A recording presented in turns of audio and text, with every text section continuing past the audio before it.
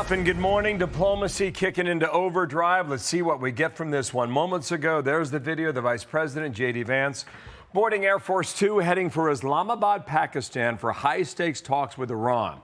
High stakes, he said. Can they create an agreement that will end the war once and for all? So it doesn't get bigger than this. Good morning, everybody, on a Friday. I'm Bill Hemmer. Big 2 hours coming up right now. It's high stakes with hot takes. Yes, indeed. I like that hashtag. It'll be all weekend. I'm Dana Perino, and this is America's Newsroom. Before the vice president took off, he took an upbeat tone on those talks, but also warning Iran, don't even think about pulling a fast one.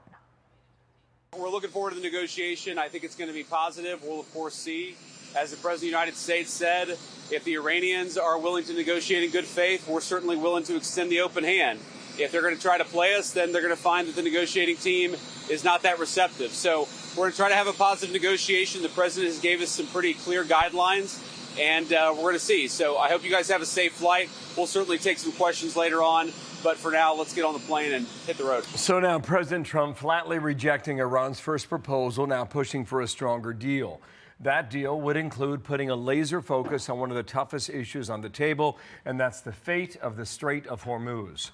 Days into a fragile ceasefire, that key waterway has become what Iran sees as its biggest bargaining chip. It's still choking off the movement of many ships, deciding which ones can and cannot flow freely.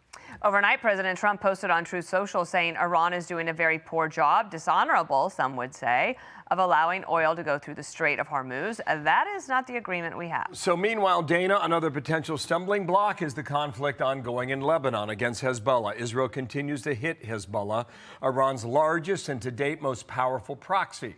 That regime insisting that any move to exclude this from the ceasefire talk is a non-starter for them. And Peter Doocy and Trey Yingst have been covering this story from the get-go. They join us from the White House and from Tel Aviv. And Peter, let's start with you. Any other word about how the president advised J.D. Vance before he took off?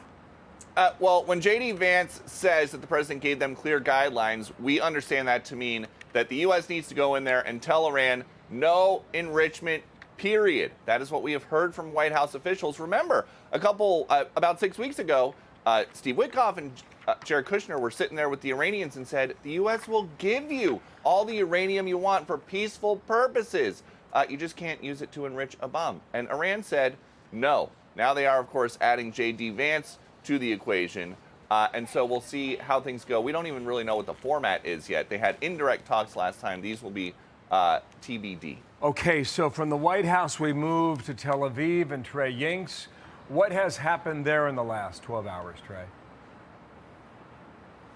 Yeah, Bill, a lot of developments here in the Middle East over the past 12 hours. We know the Israelis and the Lebanese government are entering into direct talks next week in Washington to try and develop peaceful relations between the two countries and disarm Iran's largest proxy in the region, Hezbollah. The Iranians are tying strikes against Hezbollah directly to the negotiations this week in Islamabad. And so there are three really major issues we're looking at here. That's Iran's support of regional proxies and whether or not they're going to tie the success and outcome of these negotiations to support of Hezbollah. We're also looking at the Strait of Hormuz, where since the ceasefire began, anywhere from 8 to 11 vessels have been able to pass through. And Israeli intelligence officials tell Fox News the Iranians are demanding fees of those vessels that are making it through this critical waterway. And then finally, you have this issue of enriched uranium. Despite the fact that earlier this week, President Trump said there was an agreement to go into Iranian territory in the future and dig up that enriched uranium that was buried in the aftermath of Operation Midnight Hammer and then remove it from the country. Iran's nuclear chief this week said they will maintain the right to enrich uranium. And so a lot of points to work out here at the negotiating table. And the question here is whether or not the Iranians are willing to make a good faith deal. And then, Peter, how is the White House processing the increase in oil prices, the concern people have going forward, and, of course, the inflation report today? Dana, they are eager to change the subject to something else. Nobody here is saying that high gas prices are not a problem. They are saying that high gas prices will only be a problem for a little bit. But in terms of changing the subject, next week they're going to send the president to Arizona and Nevada. It's tax week. They want to talk about all the help that no tax on tips and no tax on overtimes has for blue-collar workers, Trump supporters or not. Something else interesting about this dynamic, though, they are sending J.D. Vance a tale as old as time. Sometimes presidents give the hardest possible jobs to their vice presidents. We saw Biden do this with Harris when he said, you're in charge of the border. President Trump sending J.D. Vance here gives the president an opportunity, if things go great, to say, I delegated well. And if things go poorly, to say, well, maybe I'll get involved next time. Okay, Trey, one more thing on what's happening in Lebanon, because those talks begin early next week in Washington, D.C. And from what I understand here, you've got the Israeli government and maybe the Lebanese government trying to squeeze Hezbollah in Lebanon. And part of the reason they could do that is if the Lebanese government now in power recognizes Israel. Is that a possibility now for that region? Yeah, we've seen a huge shift in tone from the Lebanese government as a result of direct efforts by the Trump administration. The fact that during this conflict, you had the Lebanese prime minister call on Hezbollah to lay down their arms and stop firing toward Israel is something unheard of. Had we told you this 2 years ago, people would have laughed because there was such a connection and Hezbollah was deeply embedded into the Lebanese government. The reality is the president's been able to change the focus of the Middle East from eternal conflict to trying to find some mediation efforts toward a broader ceasefire deal that doesn't just affect the situation inside Gaza between Israel and Hamas and doesn't just affect the situation in Lebanon between Israel and Hezbollah, but a broader plan for the region that would allow things here to stabilize. And again, this is part of the reason that Operation Epic Fury began. The president was very clear. Iran will never have a nuclear weapon, despite the fact that they initially came to the negotiating table and said they had enough enriched uranium for 11 nuclear bombs. And so one of the largest hurdles in the region was considered the IRGC and the threat that the regime posed. And now that that has been largely degraded in the aftermath of these U.S. and Israeli strikes, it opens up a possibility for the Middle East where you could start to see more negotiation taking place and normalization deals across the board that would bring in countries like Lebanon to try and make peace with Israel.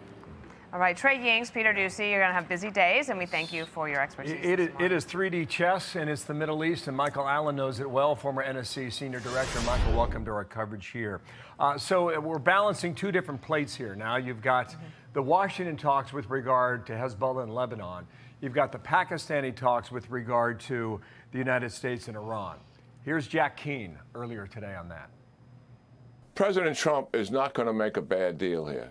As much as he thinks there's a good deal coming, doesn't know for sure until it's on the table and what are the verification process. He knows these guys are liars and cheaters. Listen, nobody has negotiated more with this regime than this president. And this is the only president who's ever taken them on consequentially in terms of military operations. So, Michael, let's start in Pakistan with regard to Iran. What do you rate as what are the chances that these talks actually can produce a lasting peace?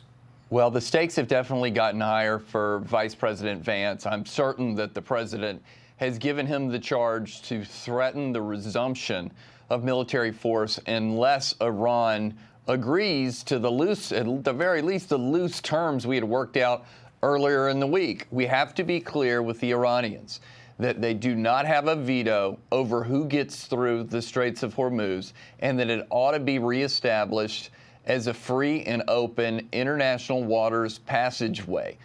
Anything short of that gives them control over energy and, by extension, sort of a veto, sort of a control over the world economy. That's unacceptable. We've got to get it back on track, and I can't think of anything that they'd be interested in unless it's the renewed prospect of military force, which they should want to avoid. I mean, I think to me, that's where it all comes down to. I joked yesterday it was the Strait of no moves because the agreement, as President Trump just said in his truth, it's like, that's not the agreement we had. But if you're a dying regime because of all the things that have just happened to you, and all of a sudden you have the most important leverage you've ever had in your existence, why would you give that up? So I really don't think they're going to give it up at the negotiating table. They may come out of this weekend with some language that we'll try to finesse. Maybe we'll get the Chinese and others to try and weigh in with the Iranians. But I think honestly, I think we're going to have to go back to a situation where the United States is degrading Iran's coastal defenses near the Strait of Hormuz. We've been busily degrading other things across the country the last 5 weeks. But that will enable, we think, the CENTCOM commander to say to the commander-in-chief, we've now reduced the threat enough to where we can do a freedom of navigation operation, establish that it's back open, and hopefully be able to do an escort mission to start bringing tankers through. If they're not going to let it go. Sorry, Michael, that means we go back to war, right? Yeah. Yeah, I mean, I'm afraid so. I mean, let's see what happens this weekend. We've got I'm sure we have a very effective message. And so Vance has got a lot of pressure on him here. Yeah. All right. Michael Allen, thank you. We'll be in touch. By the hour. Thank you, Michael. Thank you. Be sure to like and subscribe for all the Fox News latest on YouTube and catch full shows streaming now on Fox One.